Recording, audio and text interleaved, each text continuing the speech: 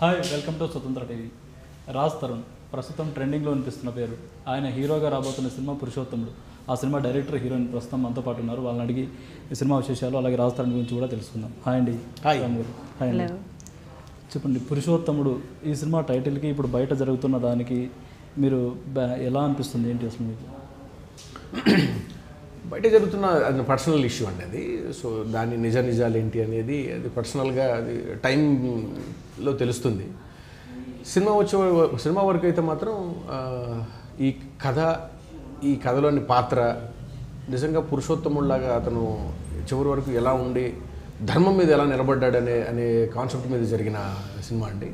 So నిజ జీవితానికి real లైఫ్కి ఫిల్మ్స్ కంప్లీట్లీ డిఫరెంట్గా ఉంటాయి. సో కాబట్టి ఈ ఫిల్మ్ అయితే మాత్రం అందరినీ విపరీతంగా ఎంటర్టైన్ చేస్తుందని గట్టిగా నమ్ముతున్నాం. అంటే నేను ఎందుకు అడిగానంటే మీ సినిమా ట్రైలర్ చూసా, చాలా వ్యూస్ వచ్చాయి, ప్లస్ కామెంట్స్ కూడా చాలా వచ్చాయి. అవును, కామెంట్స్లో అడుగుతున్నారు ఈ మాట, అందుకని. అవును, అదే నాకు అర్థమైంది.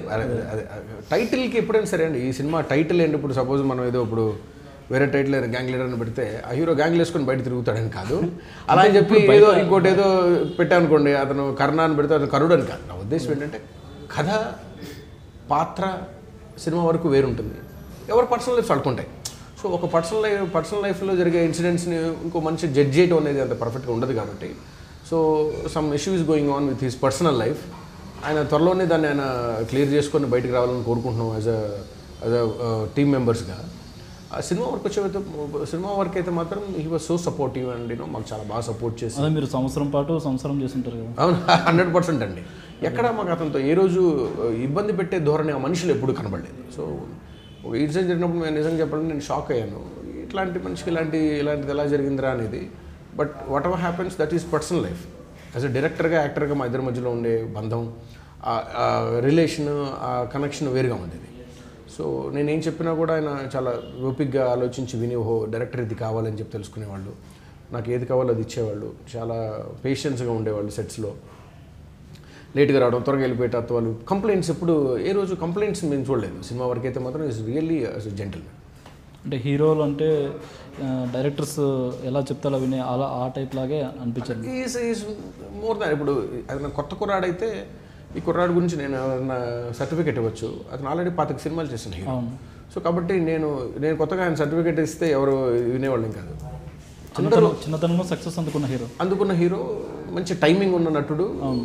కాబట్టి ఆయన గురించి ఇంతకుముందు యాక్ట్ చేసిన వాళ్ళు కానివ్వండి, డైరెక్ట్ చేసిన వాళ్ళు ఎవరైనా చెప్తారు. సో ఇప్పుడు నేను చెప్తుంది నా పర్సనల్ ఎక్స్పీరియన్సే. అందరితో పాటుగా ఎట్లా ఉంటారు, ఎప్పుడు ఏ రోజు ఇబ్బంది పెట్టే లేకపోతే కనుక ఇంకో రకం ఉండేది కాదు. అసలు చాలా వెరీ వెరీ కంఫర్టబుల్ హీరో అండి. డైరెక్టర్స్ హీరో అని చెప్పాలి ఆయన.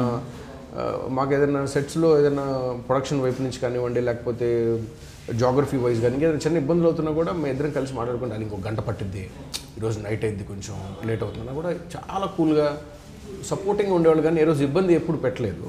సో కాబట్టి ఈ సినిమా వరకు చూసుకుంటే అయితే మాత్రం ఆయన మాకు ఏదైతే కావాలో, ఈ కథలో ఈ పాత్ర ఎంతవరకు అయితే చేయాలో, ఎంత కష్టపడాలో అవన్నీ ఆయన చేశారని చెప్పచ్చు. కానీ ఒక సినిమా కంప్లీట్ అయిన తర్వాత ప్రమోషన్ చేయడం అనేది చాలా పెద్ద టాస్క్. ప్రతి సినిమాకి ప్రమోషన్ చాలా అవసరం, కానీ మీ ప్రమోషన్స్కి ఆయన ఇప్పుడున్న పరిస్థితుల్లో రావట్లేదు. కానీ బయట వచ్చే దీన్ని మీ ప్రమోషన్స్కి ఇది సరిపోతుంది అనుకోవచ్చా? ఆయన వస్తే బాగుంటుంది అనుకుంటున్నారు? ఆయన వస్తే 100% బాగుంటుందండి. ఎప్పుడైనా సరే ఆ సినిమా హీరో ఉంటే ఇప్పుడు ఏ సినిమాకైనా చాలా బాగుంటుంది. కానీ లేనప్పుడు ఏంటి అంటే ఇప్పుడు మన కుటుంబంలో ఒక వ్యక్తి అందుబాటులో లేనప్పుడు మిగతా వాళ్ళు దాన్ని భుజాన్ని వేసుకోవాలి. సో ఏ హీరో అయినా సరే సినిమా మొదటి రోజు ఆట వరకే మనం అది థియేటర్స్ తీసుకునే వరకు పనికి వస్తుంది, ఆ తర్వాత అంతా సినిమా మీద డిపెండ్ అయి ఉంటుంది. సో కాబట్టి మాకు నమ్మకం ఏంటంటే సినిమా 100% జనాల్ని, ఆడియన్స్ని చాలా బాగా ఇంప్రెస్ చేస్తుంది. ఒక కొత్త సినిమాగా ఒక కొత్త ఎమోషన్ని, ఒక కొత్త అనుభూతిని ఆడియన్స్ కలిగించే వాళ్ళందరినీ థియేటర్ తీసుకొస్తుంది అనే నమ్మకం అయితే మాకుంది. ఇప్పటికైతే మాత్రం మేమైతే ఎంతవరకు అయితే ఉన్నామో వాళ్ళందరం కష్టపడి ముందుకు తీసుకెళ్తున్నాము. ఆయన కూడా మాకు ఆయన వైపు నుంచి ఆయన ఏదో ఇబ్బందులు ఉన్నారని మాకు అర్థమైంది. సో ఈ విషయంలో ఆయన ఇబ్బంది పెట్టాలని కూడా మేము అనుకోవట్లేదు. సో దీంతో పాటు రాజ్ తరుణ్ గారితో పాటుగా చాలామంది దీంట్లో పనిచేసాము, చాలామంది యాక్టర్స్ పనిచేశారు, పెద్ద స్టార్ క్యాస్ట్ ఉంది, వాళ్ళంతా మాకు సపోర్టింగ్గా ముందుకు వస్తున్నారు. ఇండస్ట్రీ కొత్తగా హీరోయిన్ హాసిని గారు రాబోతున్నారు. ఏంటండి మీ ఫస్ట్ సినిమాకే ఇంత స్టార్ క్యాస్ట్తో, అంటే మీరు ఎలా ఫీల్ అవుతున్నారు? ఏంటి సర్ప్రైజ్ ఇచ్చారు నాకు. అవును, చాలా సర్ప్రైజింగ్గా ఫీల్ అవుతున్నాను. ఫస్ట్ చెప్పారు రాజ్ తరుణ్ గారు హీరో ఉన్నారు. ఓకే అని చెప్పాను. తర్వాత ఒకటి సర్ప్రైజ్ ఇచ్చారు సార్ నాకు. సో లక్కీలీ అంటే వెరీ లక్కీ, అంటే ఇంత పెద్ద కాస్టింగ్, ఫస్ట్ ఫిల్మ్ అండ్ కొత్త హీరోయిన్ డెబ్యూ ఫిల్మ్, అందరు నిన్న ఒక్కదాన్ని డెబ్యూ. సో చాలా హ్యాపీగా ఫీల్ అవుతున్నాను. రాజ్ తరుణ్ గారు అని హీరో అని చెప్పగానే మీరు ఆయన పాత సినిమాలు ఏమైనా చూసారా? చాలా చూసాను. ఏవి చూసారు, ఏం నచ్చింది? అంటే ఉయ్యాల జంపాల అయితే ఫేవరెట్ మూవీ. సో మిగతా అన్ని కొన్ని హిందీలో కూడా డబ్ వచ్చాయి అవి సినిమాలు. సో అలా చూసాను అన్ని సినిమాలు. ఇప్పుడు నేను నాది చూడాలని అనుకుంటున్నా రాజ్ తరుణ్తో. ఓకే, ఇది మీ గత 2 సినిమాలు చూసుకున్నా కూడా ఆకతాయి, ఆమ్తు ఇంకోటి ఉంది కదా, ఆ రెండిట్లో కూడా స్టార్ క్యాస్ట్ ఉంది. ఇందులో కూడా వాటిని మించిన స్టార్ క్యాస్ట్ ఉంది. ఏంటి అంటే సినిమాకి మీరు కాస్టింగ్ పెంచుకుంటూ వెళ్ళిపోతారు? ఎవరైనా మెట్టు పైకి వెళ్ళాలని కోరుకుంటారు. యాజ్ ఏ డైరెక్టర్గా అండి, ఎప్పుడైనా సరే డైరెక్షన్ అనేది ఇట్స్ లెర్నింగ్ అండి, లెర్నింగ్ ప్రాసెస్. ప్రతి సినిమాకి నేర్చుకుంటూ ఉంటాం. సో నేను ఫస్ట్ సినిమాకి ఏవిఎస్ గారిని, ఎంఎస్ నారాయణ గారు, ధర్మవరం సుబ్రహ్మణ్యం గారు, వీళ్ళందరినీ నేను డైరెక్ట్ చేశాను. చిన్న సినిమా, లాస్ట్ సినిమా అనుకుంటా కొంతమంది. నాది లాస్ట్ సినిమా. చాలా 2-3 యాక్టర్స్ నా సినిమాలు చేశారు. సో వాళ్ళందరినీ డైరెక్ట్ చేయడం వాళ్ళ దగ్గర నుంచి చాలా నేర్చుకున్నానండి. ఆ తర్వాత ఆకతాయిలో కూడా రామ్కి గారి దగ్గర నుంచి, రాశి గారి దగ్గర నుంచి, బ్రహ్మానందం గారు, చాలా మంచి కాస్టింగ్తో చేశాను. సో కథకి ఒక మంచి పరిణతి చెందుతూ ముందుకు వెళ్ళాలనేది నేను నమ్ముతాను. సో నెక్స్ట్ ఇంకొంచెం లెవెల్ ముందుకు వెళ్ళాలి, అది ఇంకొంచెం ముందుకు వెళ్ళు అనే కాన్సెప్ట్ నేను ఎక్కువ ఇష్టపడతాను నేను. సో దీంట్లో ఆ 2 సినిమాలు కొత్త వాళ్ళతో చేశానండి. ఇప్పుడు ఒక నోన్ హీరోతో ముందుకు వెళ్తున్నప్పుడు I just want to give my complete the face, ఏదైతే నేను మనసులో ఏదైతే ఉందో దాన్ని నేను ఎంత బాగా చూపించగలుగుతాననే ఉద్దేశంతోనే ఈ కథ రాసుకొని చేయడం జరిగింది. దాని తగ్గట్టుగానే ప్రొడ్యూసర్స్ కూడా ఈ కథని, డైరెక్టర్ని ఊరికే నమ్మి, ప్రొడక్షన్ నమ్మి ఏదో బడ్జెట్ ప్రకారం వెళ్ళే ప్రొడ్యూసర్స్ దొరకలేదు నాకు. కథని ప్రేమించారు వీళ్ళు, కథని ఇష్టపడి మంచిగా పాత్రల్ని అర్థం చేసుకొని, లేదండి మనం ఇలా అయితే వెళదాం, ఇక్కడ ఇది చేద్దాం, మనం ఏదో సెట్ వేసేసేసి లోకల్ హైదరాబాద్లో సెట్ వేసి ఏదో ఆర్టిఫిషియల్ కాకుండా let's go to Rajahmundry, real లొకేషన్స్లో అక్కడ మేము సెట్స్ని సపోర్ట్ తీసుకుంటా కడియం అనే ఊరికి వెళ్ళి రాజమండ్రి దగ్గర చుట్టూ పొలాలు మధ్యలో ఒక ఇల్లుని ఏర్పాటు చేసుకొని కథ ప్రకారం, అలాగే ఎన్ని కష్టాలు వచ్చినా కూడా వాళ్ళు నాకు సపోర్టింగ్గా ఉండి అంత బ్యూటిఫుల్ ఫిల్మ్ని బయటకు తీసామండి. రేపు ఎవరు చూసినా కూడా రాజ్ తరుణ్కి ఇంత పెద్ద సినిమా ఎలా వర్కౌట్ చేశారనే ఆశ్చర్యాన్ని పొందుతారు. సో మా ఉద్దేశం కూడా అదే అండి. రాజ్ తరుణ్ ఒక చాలా బబ్లీ, ఒక లవర్ బాయ్ క్యారెక్టర్లో మామూలు సినిమా, మామూలు దాంట్లో చూసిన ఆడియన్స్ని నెక్స్ట్ స్టెప్లో ఆ హీరోని ఒక నెక్స్ట్ స్టెప్ తీసుకెళ్ళిపోయి ఒక మెచ్యూర్డ్, ఒక సటిల్, ఒక బిగ్ స్క్రీన్ మీద, ఒక బిగ్ క్యాన్వాస్ మీద చూపించగలిగితే ఎలాంటి ఆశ్చర్యానికి లోనవుతారో అలాంటిదే మేము కోరుకున్నాము. దేవుడి వల్ల ఫిల్మ్ అంత బ్యూటిఫుల్గా వచ్చింది. అంటే రాజ్ తరుణ్ గారిని ఇప్పటివరకు లవర్ బాయ్గానే చూసాను, ఇందులో యాక్షన్ హీరోగా కూడా చూపించబోతున్నారు. అబ్సల్యూట్లీ అండి. ఆయన చేసిన యాక్షన్ సీక్వెన్సెస్ కానివ్వండి, ముందు యాక్టింగ్ కానివ్వండి, పర్ఫార్మెన్స్ కానివ్వండి, ఏ సీన్లో ఏ ఇమోషన్లో ఎంత కంట్రోల్డ్గా చేయాలి అనేది కథలో ఆయన అర్థం చేసుకోవటం, నాకు ఏది కావాలో అది తీసుకోవటం, ఎక్కడ ఆ లైన్ దాటకుండా ఉండటం. ఒక డైలాగ్ వచ్చినప్పుడు కూడా ఆ లైన్ దాటే డైలాగ్ అన్నప్పుడు ఆ డైలాగ్లో మాడ్యులేషన్ని ఎలా కంట్రోల్ చేసుకోవాలి, ఎక్కడ పాత సినిమా తాలూకు ఆ వాసన కానివ్వండి, పాత సినిమాల తాలూకు ఆ క్యారెక్టరేషన్ని దీని మీద పడకుండా కొత్తగా ఎలా తీసుకెళ్ళాలనేది ఆయన కసరత్తు చేయటం. సో మీ ఇద్దరం ఇది ఒక డ్రీమ్ ప్రాజెక్ట్ లాగండి. మీ ఇద్దరం ఎంతో కష్టపడి. ఆయన ఏమైనా ఇన్పుట్స్ ఇచ్చేవాళ్ళు? ఇన్పుట్స్ అంటే చూడండి, అంటే సెట్లో ఆయన ఎప్పుడు ఎక్స్పీరియన్స్, సీనియారిటీ ఉంది 100% అండి. ఆయన ఇన్పుట్స్ ఇవ్వటం అంటే సెట్లో నా వర్క్ని సింప్లిఫై చేసేసేవాడు ఆయన. అంటే ఇది ఇట్లా పెట్టండి, అలా చేయండి అని అనకుండా ఈ డైరెక్టర్ వాంట్స్ దిస్, దీన్ని సింప్లిఫైడ్గా ఎలా చేస్తే బాగుంటుంది, సో ఇక్కడ ఇంతమంది ఉన్నారు, సో ఆయన ఎప్పుడు కూడా ఆయన మీదే ఉండాలి అనేది లేదు. చాలా చాలా సపోర్టివ్గా ఉండేవాళ్ళు. సో ఆ విషయంలో మాత్రం నేను అనుకున్నది త్వరగా తీసుకోవడానికి ఆయన సహకారం చాలా నాకు తోడ్పడింది. రాజ్ తరుణ్ ఏంటంటే ఇందులో 2 ఫస్ట్ అనుకోవచ్చు. ఒకటి first action cinema, 2 first pan India cinema. అవును రాజ్ తరుణ్కి. అవును. ఈ స్టోరీ అనుకున్నప్పుడు రాజ్ తరుణ్ అని ఎందుకు అనుకున్నారు మీరు హీరో? ఈ స్టోరీ అనుకున్నప్పుడు రాజ్ తరుణ్ అనుకోలేదండి. అంటే ఒక మంచి కథ తయారు చేసుకున్న విధంగా కథ అయితే రెడీ అయిపోయింది. మాకున్న పరిధి, మాకున్న టైమింగ్లో, మాకున్న బడ్జెట్స్లోకి ఒక యంగ్స్టర్ హీరో కావాలని చెప్పి మేము ఆలోచిస్తున్నప్పుడు మాకు రాజారవీంద్ర గారి ద్వారా హీరో గారి చెప్పే అవకాశం నాకు దొరికింది. చెప్పగానే వినగానే ఆయన బాగా నచ్చింది. ఆయన అన్నారు, సార్ ఇది కొంచెం పెద్ద, నాకు ఇప్పుడు చూసిన వాటికన్నా కొంచెం పెద్ద కథలాగా ఉంది కదా అంటే నేను అప్పుడు అనుకున్నాను నేను.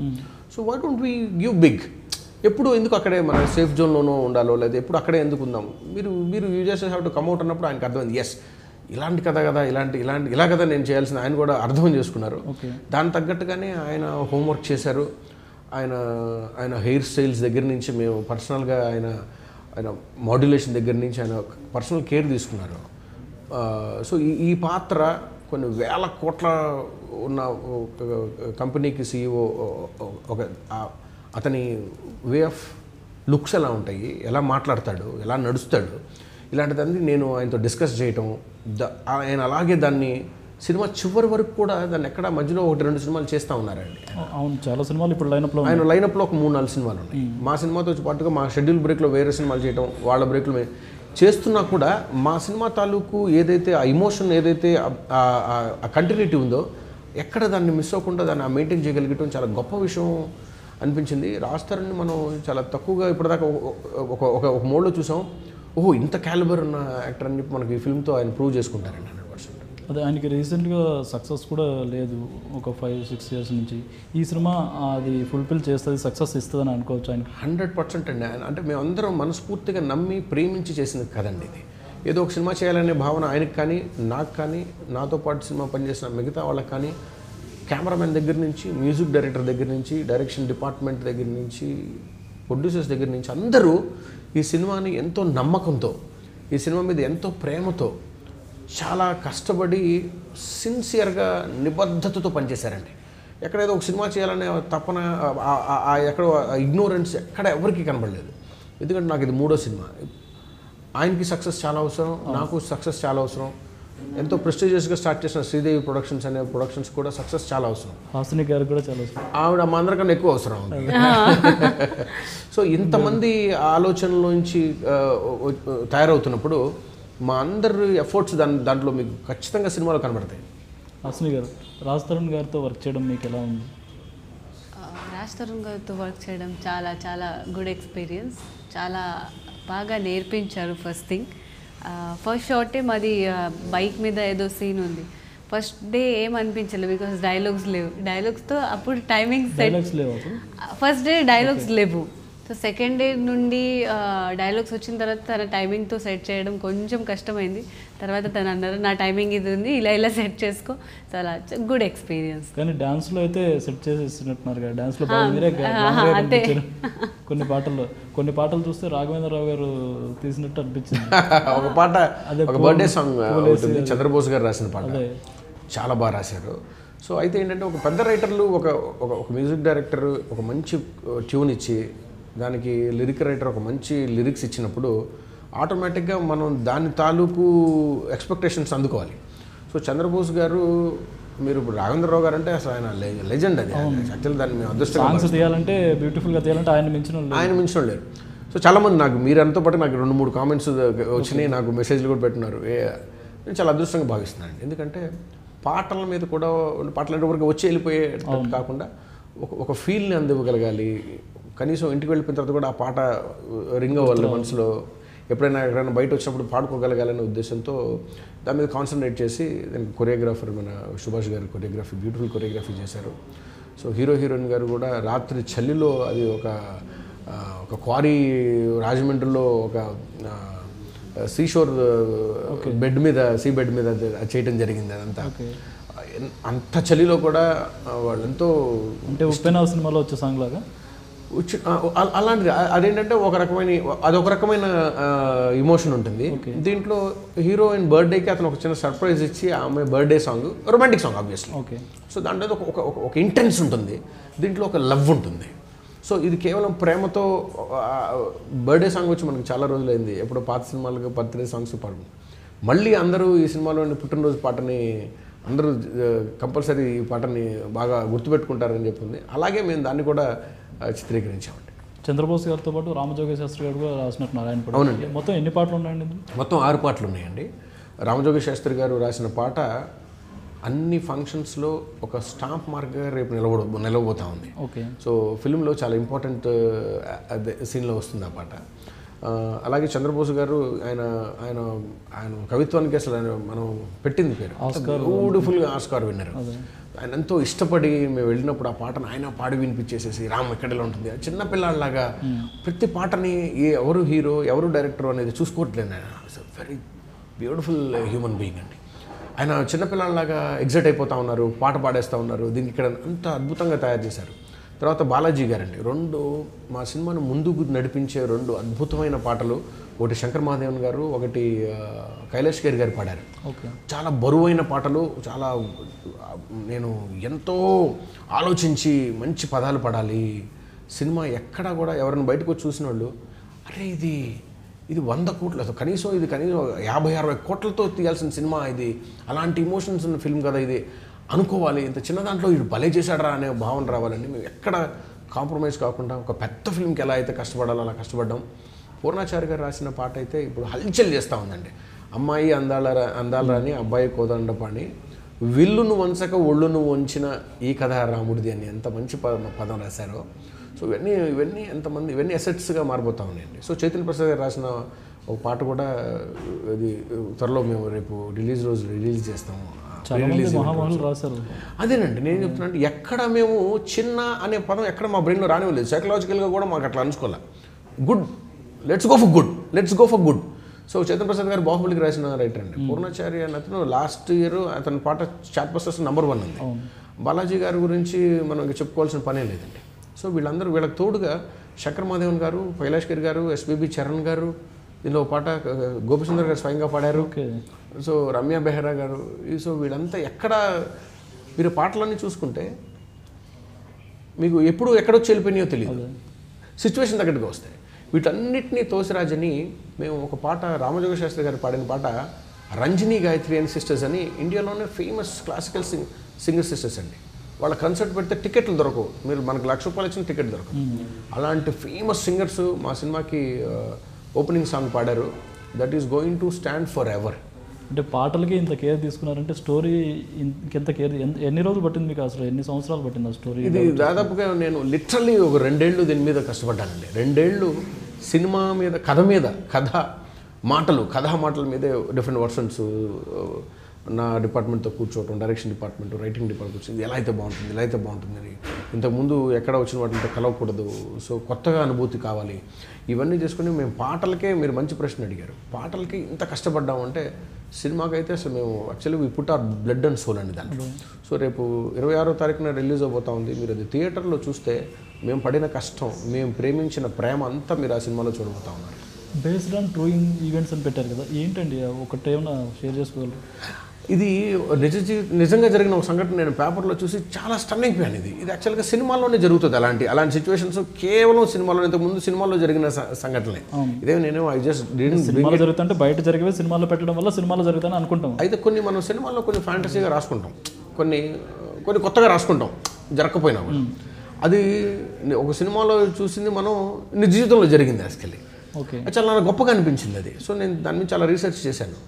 ఒక చిన్న కుర్రాడి జీవితం ఇన్ని మలుపులు తిరుగుతూ ఉంది, అతను ఎలా దాని మీద నిలబడగలిగాడు, ఎక్కడ ధర్మం తప్పకుండా ఎలా ఉండగలిగాడు అనేది నన్ను చాలా ఆశ్చర్యానికి గురి చేసింది. ఈ రోజుల్లో మన డైలీ లైఫ్లో చట్టుకున్న అబద్ధం ఆడతాం, ఎక్కడో చట్ట మనం తప్పించుకుంటాం. ఇక్కడ ఫోన్ లిఫ్ట్ చేసి మనం పంజాగుట్లో ఉండి ఎక్కడ కుక్కటిపల్లిలో ఉన్నామని చెప్తాం. ఒక్కోసారి లిఫ్ట్ చేయము, ఎందుకు రాలేదు అంటే ఒంట్లో బాగాలేదని చెప్తాం. సర్వసాధారణం ఈ అబద్ధాలన్నీ ఇప్పుడు జనరలైజ్ అయిపోయినాయి. అది అబద్ధం కాదు చాలామందికి. కానీ ఒక కుర్రాడు, నిండా 25 ఏళ్ళు లేని కుర్రాడు నిజ జీవితంలో అండి ఒక మహోత్తరమైన ఒక తపస్సుని అతను తీసుకొని ముందుకు నడిచాడంటే నేను స్పెల్ బౌండ్ అయిపోయాను.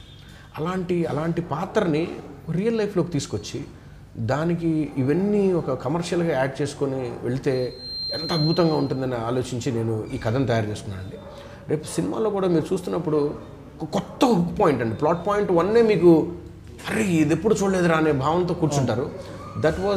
అది మేము అదృష్టంగా మాకు చివరి నిమిషం వరకు మాకు అది హోల్డ్ అయి పట్టుకోవడం మాకు చాలా అదృష్టంగా చెప్పుకోవాలి మేము. ఎందుకంటే అలాగా మిగతా పాత్రలందరూ దాన్ని అలాగా పట్టుకొని వచ్చారు. అట్లాగా ఒక దీపంలాగా ఎక్కడ పడిపోకుండా మిగతా అందరు ఆర్టిస్టులు దాన్ని పట్టుకొని చివరి దాకా రావడం అనేది ఈ సినిమాకి అదృష్టం అని చెప్పాలి. నిజంగా అలాంటి కుర్రాళ్ళు ఉన్నారంటే చాలా గ్రేట్ ఈ కాలంలో కూడా. కరెక్ట్. నిజంగా అతనికి ఆదర్శ పురుషుడు అనే అవార్డు కూడా ఇవ్వాలి అతనికి. నేను ఇప్పుడు మళ్ళీ మీకు ఫస్ట్ టైం నేను చెప్తున్నా, అతన్ని మోడీ గారు అతన్ని అభినందించారు పిలిపించుకొని. ఓకే, మోడీ గారు నేను అంత రీసెర్చ్ చేశానండి. అలాంటి కుర్రాన్ని మోడీ గారి దగ్గరికి వెళ్ళి ఆయన అభినందించారంటే, ఒక ప్రధానమంత్రి అభినందించారంటే అతను ఎంత గొప్ప సాహసానికి ముందుకెళ్ళి ఉంటాడో చూడండి.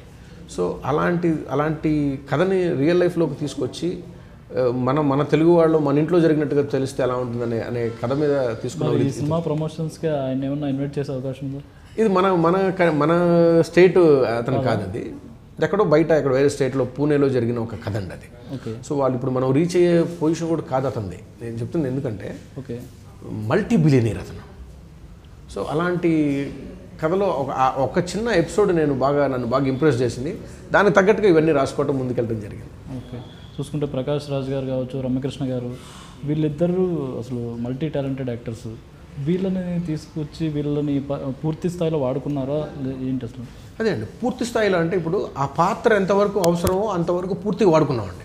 ఇప్పుడు ఒక పాత్ర మాకు క్లైమాక్స్లో రావాలి, అందరూ స్పెల్ బౌండ్ అయిపోవాలి, ఆడియన్స్తో పాటుగా ఆ సీన్లో వాళ్ళందరూ నోళ్ళు తెరుచుకొని చూడాలి. అలాంటి పాత్రకి ఏ నటుడైతే ఎవరినో ఒక అతనికి మనం ఏదో ఆ గెటప్ కోటు గీటేసో లేకపోతే కనుక అవి చేసి తీసుకొస్తే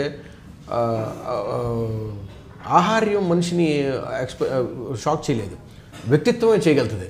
సో అలాంటి పాత్రలోకి ఎవరైతే బాగుంటుంది, కంటి చూపుతో అందరినీ శాసించగలిగిన ఒక పాత్ర కావాలి మాకు. ఆ పాత్రకి ఎవరైతే బాగుంటుంది, అలాగే వీళ్ళందరినీ ఆ పాత్ర మేరకు మాకు సినిమాలోకి ఎంత అవసరమో అంతవరకు పూర్తిగా వాళ్ళు న్యాయం చేశారండి.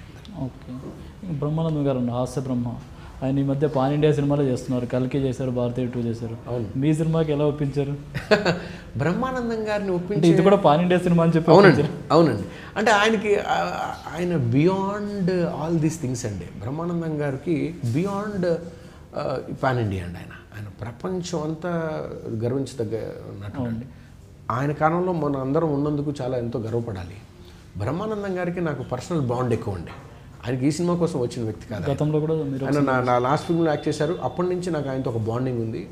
ఎంత బాగా ఎంకరేజ్ చేస్తారు, ఎంత బాగా మాట్లాడతారు, ఎంత బాగా ఆయనే ఫోన్ చేస్తారు ఒక్కోసారి. ఎంత విచిత్రంగా ఉంటుంది, ఏనా ఏం జరుగుతుంది, అంత ఓకేనా అని. అరే వీడు చిన్న డైరెక్టరు, వీడు సినిమాలు చేస్తావు, ఇప్పుడు మనకెందుకులే అని ఈ రోజుల్లో చిన్న వాళ్ళ మొహం తిప్పుకొని వెళ్ళిపోయే సంఘటనలు చూస్తూ ఉన్నాం. వీడు ఉపయోగం లేదని ఆయన ఒక మనిషిని నమ్మాడు అంటే చివరి దాకా వస్తాడండి.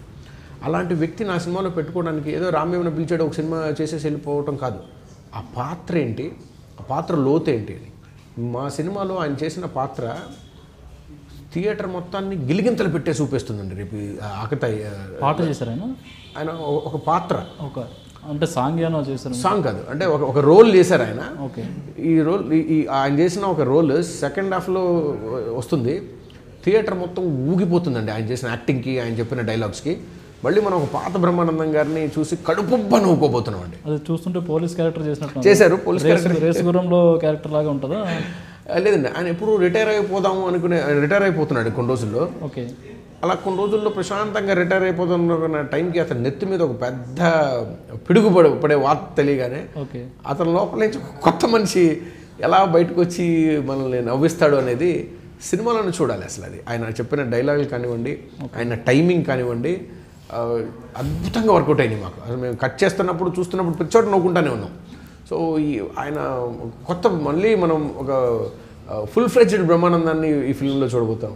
ఓకే, హాసిని గారు, ఇందులో మీకు సాంగ్స్ చేశారు, డ్యాన్స్ చేశారు, యాక్టింగ్ చేశారు. మీకు ఏది ఎక్కువ డిఫికల్ట్గా అనిపించింది? రమేష్, డాన్స్ సాంగ్ ఈజీయే, కొంచెం బండి దగ్గర డిఫికల్ట్ అయిపోయింది నాకు. బుల్లెట్ బండి నడిపారు? లేదు, టీవీఎస్ స్కూటీ నడపడానికి చాలా డిఫికల్ట్ అయిపోయింది. అంటే నాకు రాదు కదా 2 వీలర్, సో అది చాలా డిఫికల్ట్ అయిపోయింది నాకు. ఓకే, మీరు న్యూస్ చూస్తారా మామూలు? చూస్తాను. ఇప్పుడు రాజధాని గారి మీద వస్తున్నాయి కదా న్యూస్, అది చూసినప్పుడు నాతో వర్క్ చేసిన మనిషిని ఇలా, అంటే ఇంత మంచి మనిషిని ఇలా చేస్తున్నారు చూపిస్తున్నారు అంటే ఏంటి, అలా ఏమైనా కలిగిందా? అంటే నేను న్యూస్ ఇప్పుడు నాకు తర్వాత తెలిసింది, కానీ తన పర్సనల్ కదా అని. అదే పర్సనలే, కానీ ఇప్పుడు మనకు తెలిసిన వాళ్ళు ఎవరైనా బయట బాధపడుతుంటే మనకు కూడా అయ్యో ఏంటి ఇలా జరిగింది అని అనిపిస్తుంది. అంటే అనిపించింది, అంటే ఇలా అయిపోయిందని. అంటే సినిమా రిలీజ్ అవుతుంది అండ్ తన వేరే సినిమా కూడా రిలీజ్ అవుతుంది అండ్ విన్న తర్వాత కొంచెం అంటే బాధ అనిపించింది. కానీ తర్వాత ఇంకా డీప్గా మనం వెళ్ళి చూడలేము కదా ఏమైంది, తన పర్సనల్ అని ఇంకా ఎవరు అంత. ఆల్మోస్ట్ మీరు కూడా 1 year పాటు షూట్ చేస్తుంటారు. 1.5 years. మీతో ఎలా ఉండేవారు సెట్స్లో? చాలా ఫ్రెండ్లీగా ఉండేవారు, మంచి యాక్టర్ అండ్ మంచి సపోర్టివ్ యాక్టర్, చాలా మంచివారు. ఓకే, ఇవన్నీ ఫేక్ అలా ఏమన్నా అనిపించిందా బయట వచ్చేవన్నీ? ఉండొచ్చు కూడా, రూమర్స్ కూడా ఉండొచ్చు. అదే. ఎస్. ఓకే డైరెక్టర్ గారు, మీరు ఈ సినిమాని అంటే ముందుకు తీసుకొచ్చారు కొంత అనుకునేది కంటే, ఇప్పుడు ఏమైనా ప్రెజర్ ఫీల్ అయ్యారా ఏంటి? ప్రెషర్ అంటే మాకు ఓన్లీ ప్రెషర్ ఎక్కడే జరిగింది అంటే మాకు ప్రమోషన్కి ఎక్కువ టైం దొరకలేదు అనిపించింది. సో హీరో గారు ఉండి మనకు టైం దొరికితే కనుక ఫుల్ ఫ్లెడ్జ్డ్గా మనం ముందుకు వెళ్ళే అవకాశం చాలా ఉండేది. మేము 1 వీక్ రావడం వల్ల కొంచెం ఆ రిలీజ్ తాలూకు డిస్ట్రిబ్యూషన్ అవి కొంచెం ప్రెషర్ అనిపించినా కూడా this is the right time అని మేము గట్టిగా నమ్ముతున్నామండి. ఎందుకంటే ఇప్పుడు మాకు వేరే ఏమీ ఒక ఫుల్ ఫ్లెడ్జ్డ్ ఫ్యామిలీ ఎంటర్టైనర్స్ వచ్చి ప్రాపర్ ఫిల్మ్స్ వచ్చి చాలా రోజులైంది. సో మాకు ఇది కరెక్ట్ టైము, ఆడియన్స్ వెయిట్ చేస్తూ ఉన్నారు ఇలాంటి సినిమా కోసం. ఇలాంటి సినిమాకి ఒక మంచి ఒక టాక్ బయటకు వస్తే కనుక this is going to be one of the good films in the industry అని చెప్పి మేము బలంగా నమ్మి రిలీజ్ చేస్తాము. ఇంకోటి చూసుకుంటే పాన్ ఇండియా సినిమాలకి మామూలుగా ట్రైలర్ లాంచ్ కానీ టీజర్ లాంచ్ కానీ పెద్ద పెద్ద గెస్ట్ని పిలిచి చేస్తారు. మీరు ట్రైలర్ని చాలా ఈజీగా సింపుల్గా లాంచ్ చేశారు, ఏంటి రీజన్? అదేనండి, మేమేంటంటే ఫస్ట్ ప్రీ రిలీజ్ లాంచ్ బాగా చేసుకుందామని డిసైడ్ అయ్యామండి. ఓకే, మాకు టైం తక్కువ ఉంది కాబట్టి ఈరోజు ఒక ఫంక్షను, ఎల్లుండో ఫంక్షను, ఆ తర్వాత ఒక రోజు ఫంక్షన్ పెట్టుకునే అవకాశం మాకు చాలా లేదు. ఇప్పుడు గ్యాప్ ఉంటే మీరు చెప్పినట్టుగా మంచి ట్రైలర్ లాంచ్ ఈవెంట్ పెట్టుకొని చేసుకునేవాళ్ళం. మాకు టైం తక్కువ ఉంది కాబట్టి మేము ఈ ఫంక్షన్స్ అన్నింటినీ ప్రీ రిలీజ్ ఈవెంట్ రేపు 23వ తారీఖున హోటల్ దస్పల్లాలో జరగబోతా ఉంది. దానికి రాజతరుణ్ గారు వచ్చే అవకాశం ఉంది. దానికి maximum we're trying our best అండి. So that at the end of the day ఆయన పరిస్థితి కూడా మేము అర్థం చేసుకున్నాం. We don't want to pressure him anyway, but definitely ఆయనకు సమాచారం ఉంది. ఆయన మా సినిమాకి అట్లీస్ట్ ఒక 10 నిమిషాలైనా రావాలని కోరుకుంటా ఉన్నాము, వస్తారని అనుకుంటున్నాము. ఇంకా అది పర్సనల్లీ ఆయన వచ్చినా కూడా వస్తే ఇంకా చాలా హ్యాపీగా ఉంటుంది. రాకపోయినా కూడా but we can understand him that he has got some issues with in his real life. మన కుటుంబంలో ఒక మనిషి ఇబ్బంది పడుతున్నప్పుడు మనం కూడా అర్థం చేసుకోవాలి. సో కాబట్టి మాకు ఆయన మీద పెద్ద కంప్లైంట్స్ ఏం లేవు, రాకపోయినా ఇట్లా ఏం లేదు. సో మా కథ మీద నమ్మకం ఉంది, మాతో పాటు చేసిన నటీనటులు సహకారం ఉంది. ఇంట్లో మంచి డిస్ట్రిబ్యూషన్ కూడా చాలా గ్రాండ్గా రిలీజ్ అయిపోతా ఉన్నాం, వరల్డ్ వైడ్ రిలీజ్ అయిపోతా ఉన్నాము. సో మనకి మిగతా భాషల్లో కూడా 26 వస్తుందా? మిగతా భాషలో 26 రాదండి, ఒక 1 వీక్ తర్వాత వస్తుంది. ముందు తెలుగు చాలా ప్రాపర్గా రిలీజ్ చేసి అది హిట్ చేసుకునే బాధ్యత మా మీద ఉంది. దీన్ని హిట్ చేసాం అనుకోండి, దాని తాలూకు ప్రభావం కూడా మిగతా వాడికి పడుతుంది. అన్నింటినీ కలగపొలమని చేసేసుకొని ఇబ్బంది పడుకునే ఈ సిచ్యువేషన్లో అది ముందుకు వచ్చాం. కాబట్టి యాక్చువల్గా మా యాక్చువల్ డేట్స్ ప్రకారం అయితే కనుక ఆల్ సైమల్టేనియస్గా చేయాలనే ప్లాన్ ఉంది. As we have come forward, so Telugu ఒకటి ముందుకు వచ్చింది కాబట్టి ఆ తెలుగును ఫస్ట్ ముందు చేసుకొని ఒక వారం 10 రోజులు వ్యవధిలో మిగతా లాంగ్వేజెస్ అన్నీ చెబుతాం. ఓకే, డబ్బింగ్ అన్నిటికీ అన్నిటికీ డబ్బింగ్ అయిపోయిందండి. అన్ని ఫైనల్ కాపీస్తో అన్ని లాంగ్వేజెస్ రెడీగా ఉన్నాయి. Okay okay, thank you so much. Thanks lot. Wish all. మీరు అన్నట్టు ప్రతి సినిమాకి ఒక్కొక్క మెట్టు ఎక్కితే వెళ్ళాలి. మీకు కూడా ఈ సినిమాతో మంచి సక్సెస్ రావాలని కోరుకుంటున్నాం. ఇది ఇవాళ ఇంటర్వ్యూ. మరో ఇంటర్వ్యూతో మళ్ళీ కలుద్దాం. చూస్తూనే ఉండండి స్వతంత్ర టీవీ.